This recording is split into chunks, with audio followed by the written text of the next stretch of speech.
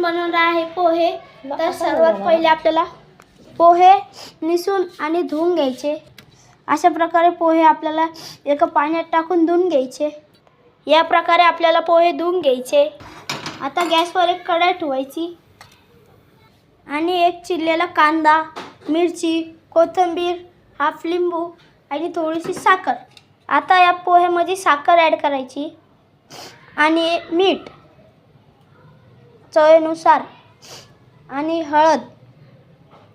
आता कढई तापल्यावर कढईत तेल टाकायचं. तेल तापल्यावर त्याच्यात आपल्याला मोहरी टाकायची, जिरे. आता हे पोहे कालवून घ्यायचे. आता जिरे मोहरीला चांगला तडका आलेला आहे. आता त्याच्यात शेंगदाणे टाकायचे. हे बघा. आता ते शेंगदाणे काढून घ्यायचे.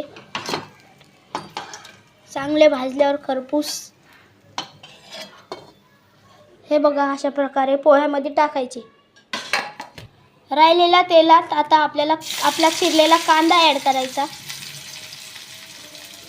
कांदा ब्राऊन होईस्तोवर तळायचा. आता आपला कांदा भाजलेला आहे. आता त्याच्यात चिरलेली मिरची ॲड करायची. आता कांदा आणि मिरचीला चांगलं हलवून घ्यायचं.